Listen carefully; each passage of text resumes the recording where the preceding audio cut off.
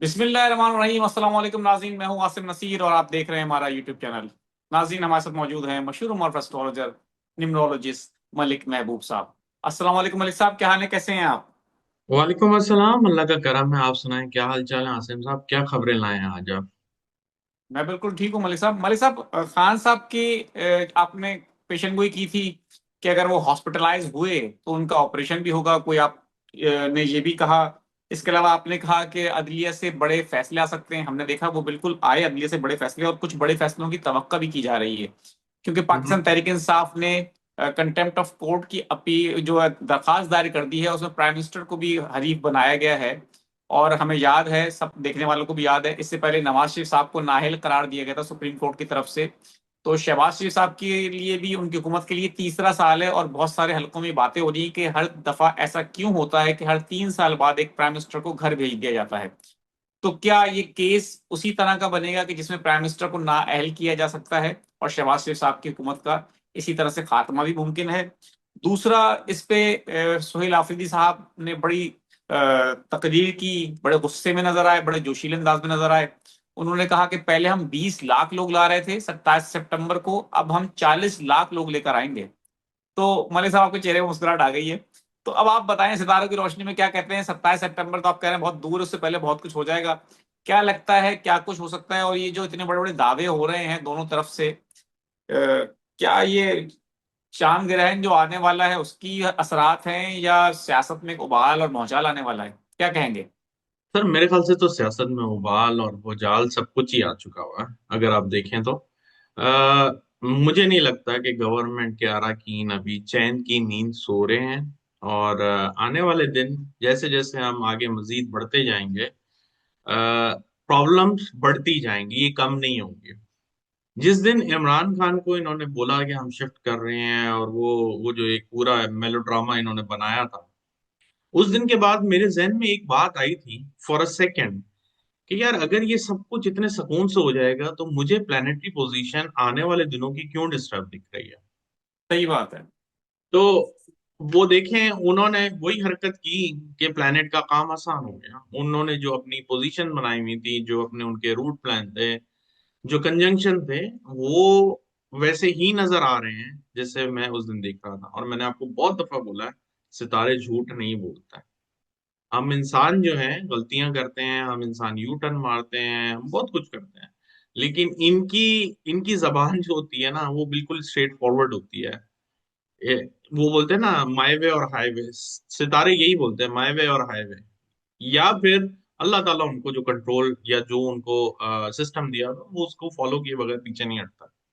तो आने वाले दिनों में, जैसे मैंने कहा है, ये दिन बड़े क्रिटिकल सेंसिटिव हैं।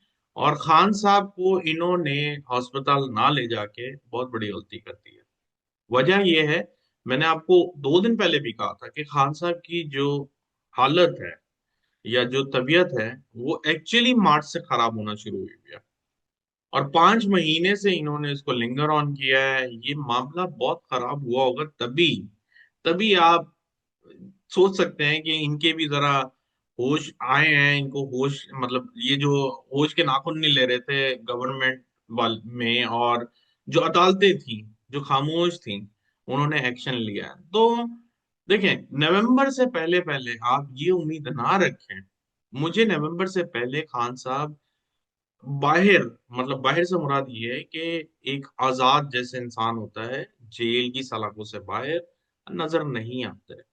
जेल से मुराद ये भी है कि वो हॉस्पिटल में भी मुझे कुछ अरसा नजर आते हैं। मैं आपको बार बार बोल चुका हूँ, जो हाउसेस एक्टिव हैं उसमें इंसान आमतौर पे आजादी से नहीं घूमता हुआ दिखता। हो सकता है बनी गाला ले जाएं, कहीं पे भी ले जाएं, लेकिन उसके आसपास सराउंडिंग में इसी तरह की रिस्ट्रिक्शन होगी जैसे वो जेल में है। हाँ, ये है कि इम्प्रूवमेंट नजर आ रही है, लेकिन खान साहब की सेहत उससे ज्यादा खतरनाक नजर आ रही है। तो ये जो हुकूमत, ये जो इतने बड़े बड़े फैसले, या यूं कहें खतरनाक तरीन फैसले ले रही है, इनके लिए बहुत बड़े मसले सामने खड़े हुए हैं। और मैंने उस दिन भी कहा था कि अगर आपको ऐसा लग रहा है कि इमरान खान की वजह से इमरान खान की वजह से हुकूमत पे प्रेशर आएगा, तो ये सिर्फ एक पार्ट है। बहुत सी जगहों से प्रेशर आने वाला है, और आपको नजर भी आ रहा होगा अगर आप चैनल्स वगैरह में देखें कि इस्टेब्लिशमेंट है, आवाम है। अभी मैं कहीं सुन रहा था किसान आ गए हैं, ऑपोजिशन बन रही है। तो मतलब आपको बहुत क्लियर समझ आ जाना चाहिए था कि गवर्नमेंट के आखिरी के दिन चल रहा है बस। बात तो आपने बिल्कुल ठीक है मलिक साहब की है, क्योंकि ऑपोजिशन का इत्तेहाद भी बन चुका है, मौलाना फजलुर रहमान भी अब किसी हद तक उनके साथ आ चुके हैं। किसानों पे टैक्स लगाने की बातें हो रही हैं आईएमएफ के कहने पे, वो जो हमेशा से हुकूमत ने एक राग अलाप अलाप लिया है आवाम को लूटने के लिए, आवाम से पैसा वसूल करने के लिए, कि ये आईएमएफ हमें मजबूर कर रहा है। तो ये कहानी अब ज्यादा चलने वाली तो है नहीं, और हम तो चाहते हैं कि ना चलें, क्योंकि आवाम लोगों का एहतसाब करें हुक्मरानों का, बिल्कुल उनसे पूछगछ करें, सवाल करें, एहतजाज करें, पुरअमन तरीके से एहतजाज करें, बिल्कुल उनका हक है, राइट है। ये नहीं हो सकता कि आईएमएफ के नाम पे आप आवाम से बस पैसे जमा करते चले जाएं।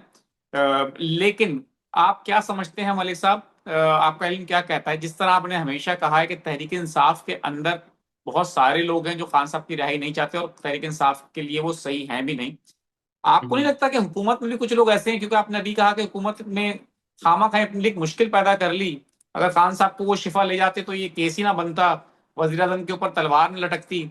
तो हुकूमत में भी कुछ ऐसे लोग नजर आते हैं आपको जो हुकूमत के लिए खतरनाक फैसले हो रहे हैं? देखें, हुकूमत में कुछ चाहे ना चाहें, लेकिन सितारे तो यही चाहते हैं कि हुकूमत बदलेगी।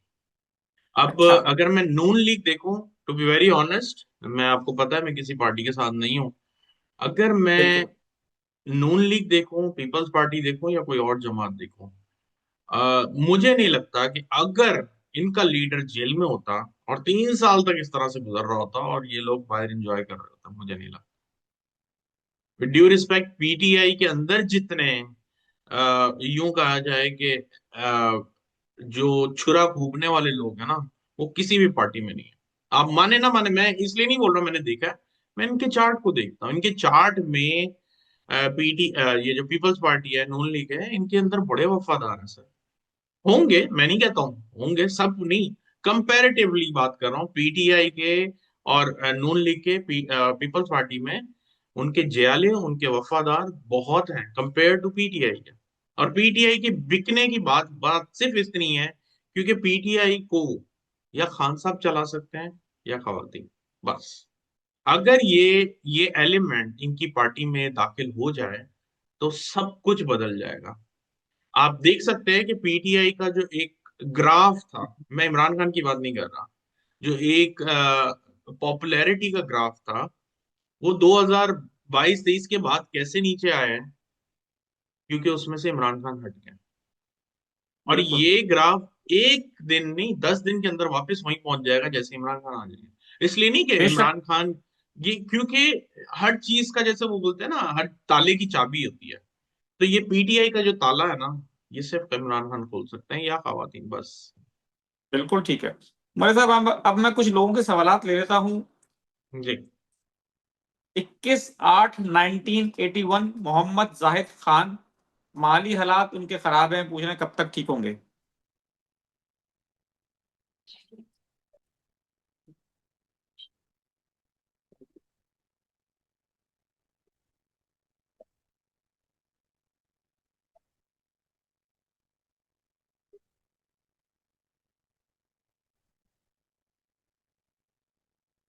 2027 से उम्मीद लगाएं, इंशाल्लाह हो जाएंगे।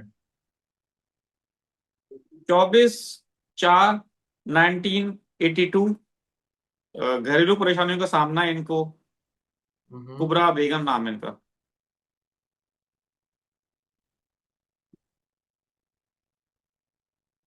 अनफॉर्चुनेटली मुझे करीब में तो कोई मसाइल हल होते हुए नहीं दिख रहा। May be around 2029। ठीक है। 16/9/1969 डेट ऑफ बर्थ है, शबाना कौसर इनका नाम है। क्या मैं न्यू बिजनेस शुरू करूं तो कामयाब हो जाएगा?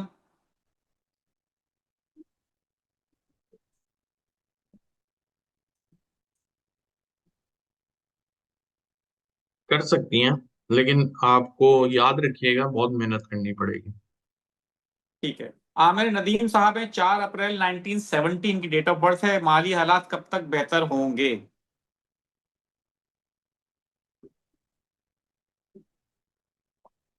यार ये मैंने पहले भी देख इनका सवाल लिया है।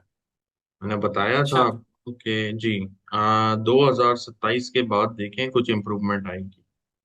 चले बिल्कुल ठीक है मलिक साहब, बहुत बहुत शुक्रिया हमें वक्त देने के लिए। नाज़रीन, यहाँ हमारे वीलॉग का वक्त खत्म हुआ। मुझे और मलिक महबूब साहब को दें इजाजत। आखिर में हमारा वही पैगाम है, मुस्कुराएं, प्यार बांटें और अपने आसपास के लोगों का ख्याल रखें। अल्लाह हाफिज।